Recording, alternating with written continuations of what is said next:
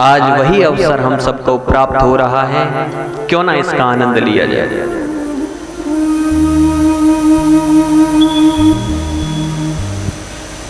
सात दिन होते हैं, 7 कांड होते हैं रामचरित में। जिसको अपने 7 दिन अच्छे सुंदर बनाने हैं, वो रामचरित के 7 सोपानों का पठन पाठन करना प्रारंभ कर दे। अच्छा, व्यक्ति किन दिनों में जन्मता है? आयु कितनी है? कोई कहता है महाराज जी मैं 30 साल का हो गया, कोई कहता है 50 साल का। अरे तुम 7 दिन के नहीं हो पाए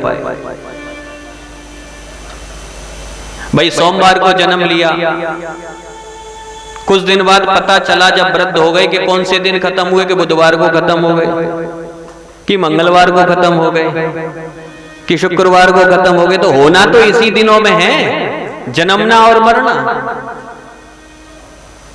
तो जिनको अपना जीवन सुंदर बनाना है, मृत्यु सुंदर बनानी है, वो रामचरितमानस की शरण ग्रहण कर ले।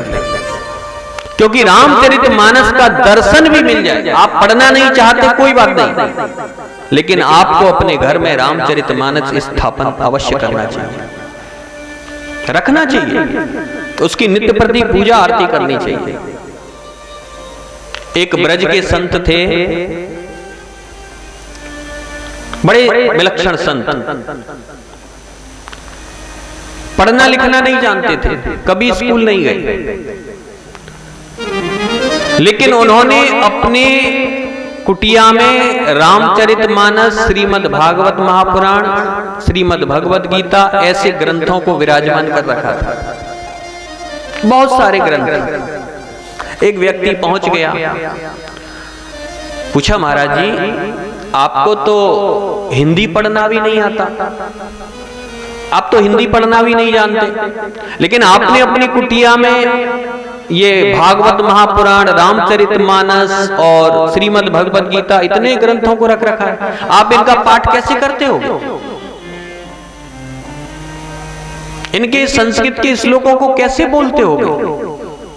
तो उन संत ने कहा भैया ये श्लोक की चिंता तुम करो, मुझे इस श्लोक की चिंता नहीं, मुझे उस श्लोक की चिंता है। ये तुम्हारा काम है श्लोक की चिंता करना। तो बोले महाराज जी फिर करते क्या हो?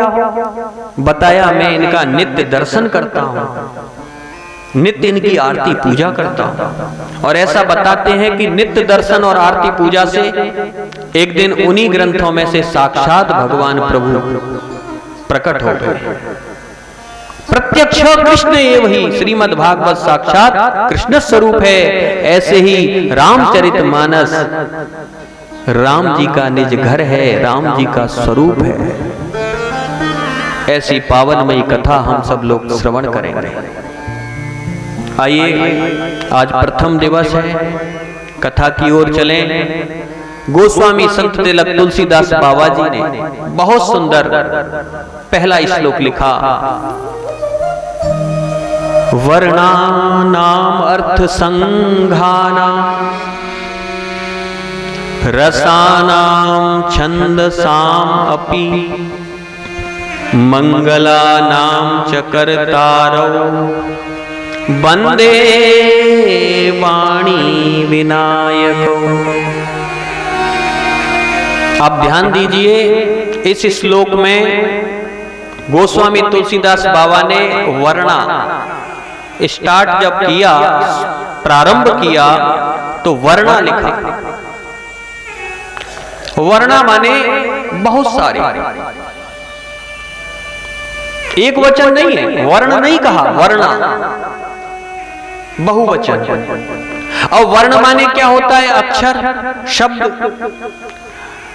तो वाकई शब्दों की वंदना कर रहे हैं। जो शब्द मैं लिखने जा रहा हूं, जो वर्ण मैं लिख रहा हूं, हे वर्ण, हे शब्द, मैं पहले आपकी वंदना करता हूं। एक तो ये हुआ, और दूसरा वर्णा, जो 4 वर्ण है ना, उनकी वंदना की।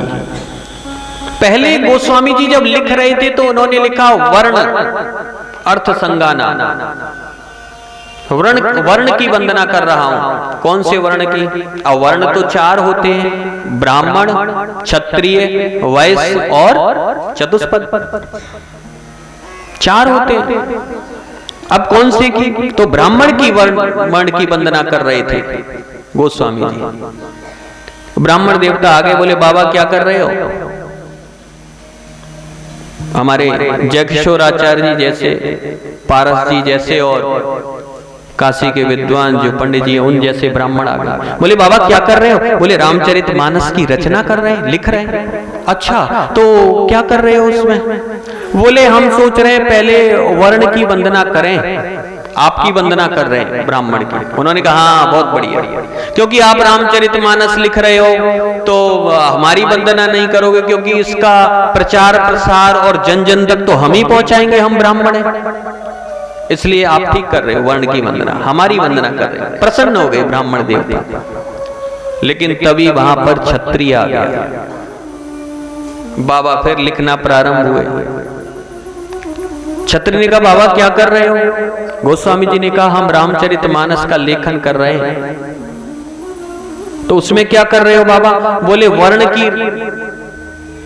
वंदना कर रहे हैं। कौन से वर्ण की? बोले ब्राह्मण की कर रहे हैं, ब्राह्मण ही तो कथा सुनाएंगे, इस कथा का प्रचार तो वही करेंगे।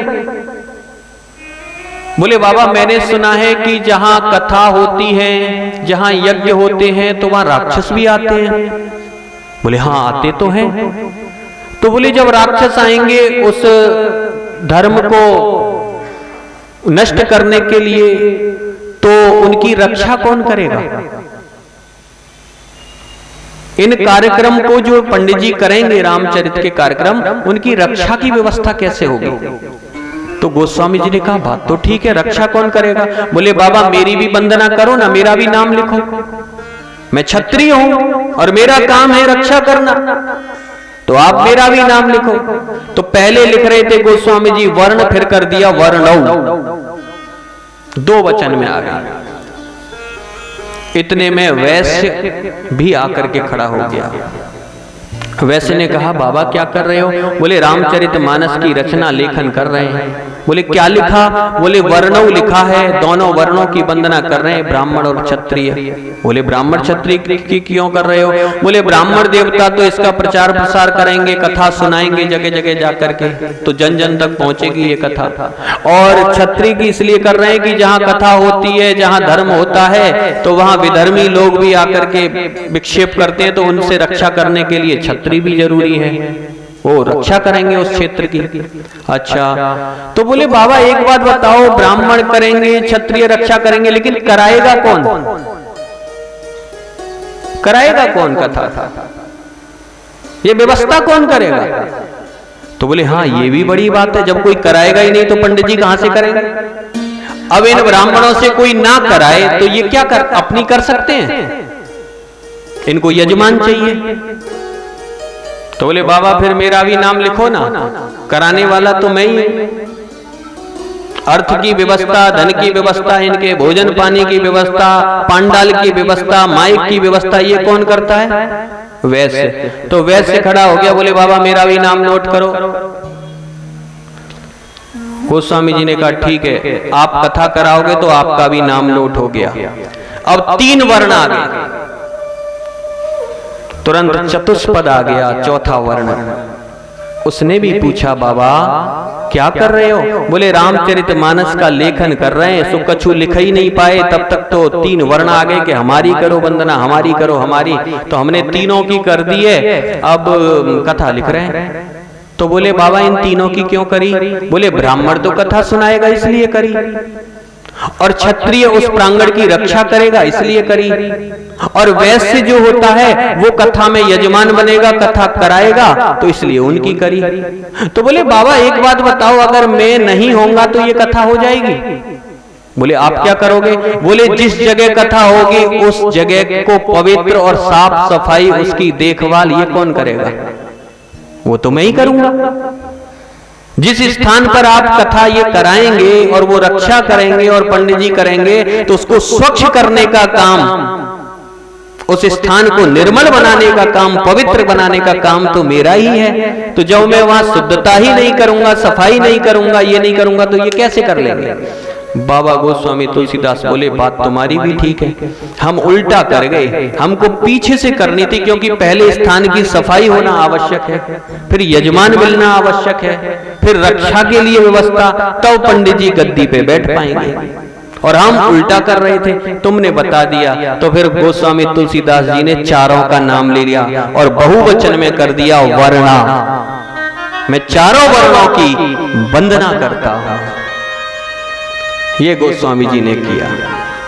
वर्णा नाम अर्थ संगा नाम रसा नाम छंदसाम अपि मंगला नाम च कर्तारो वंदे वाणी विनायको। वाणी की वंदना की, अपने वाणी की भी वंदना की। आगे वंदे बोधमयम नित्यम गुरुम शंकर रूपिणम, शंकर स्वरूप गुरु की वंदना करी। अगर वंदना प्रकरण कोई करते रहे ना, तो मुझे लग रहा है कि 9 दिन तो वंदना प्रकरण में ही चले, जैसे गोस्वामी जी ने करी। गोस्वामी जी ने किसी को नहीं छोड़ा, सबकी क्रम से वंदना की। लेकिन कोई भी प्रवक्ता अपने वाचास्कलन को प्रारंभ करता है तो पहले अपने गुरु की वंदना करता है, और वही गोस्वामी जी ने प्रथम चौपाई में गुरु की वंदना की। बंदहु गुरु पद पदमु परागा, बंदहु गुरु पद सुरेच सुवास सरस अनुरागा, सुरेच सुवास सरस अनुरागा, अमिय मोरी माया चूरन चारू,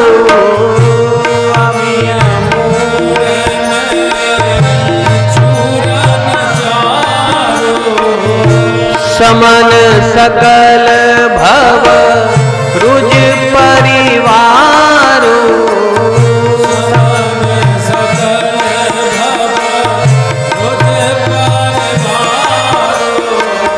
श्री गुरु पद नख मणिगण ज्योति, श्री गुरु पद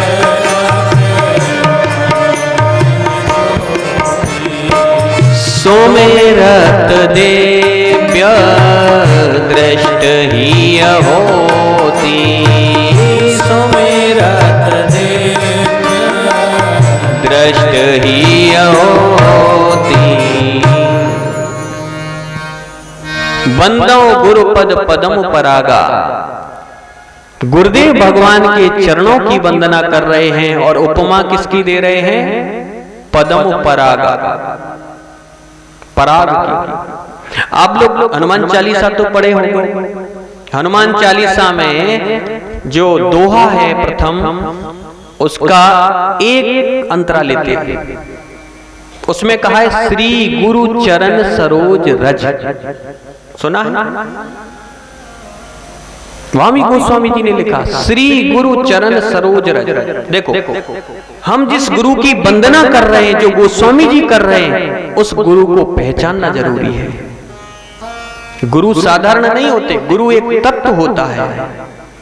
गुरु का अर्थ होता है गु माने अंधकार और रू माने प्रकाश। अंधकार में पड़े हुए जीवों को प्रकाश स्वरूप परमात्मा से मिला दे, वही होता है गुरु। तो श्री गुरु, श्री तो सम्मान सूचक शब्द है, और गुरु कौन है? अंधकार में पड़े हुए जीवों को। अंधकार किस चीज का? अज्ञान का। यह अज्ञान का अंधकार जो है उसे दूर करके ज्ञान प्रकट कर दे, और ज्ञान प्रकट करके ज्ञान स्वरूप परमात्मा से मिलन करा दे, वो होता है गुरु। श्री गुरु चरण, उपमा किसकी दे रहे हैं? सरोज। सरोज माने क्या होता है? कमल। सरोज किसका पर्यायवाची है? कमल का। अच्छा, कमल कहां उत्पन्न होता है? कीचड़ में। लेकिन कभी देखा है कीचड़ कमल पे लगते हुए? लोग प्रातः काल की वेला में जब भुवन भास्कर प्रकट होते हैं तो कमल के दर्शन करने जाते हैं, क्योंकि कमल विकसित होता है उस समय। शक्ति मीडिया अब आपके शहर में।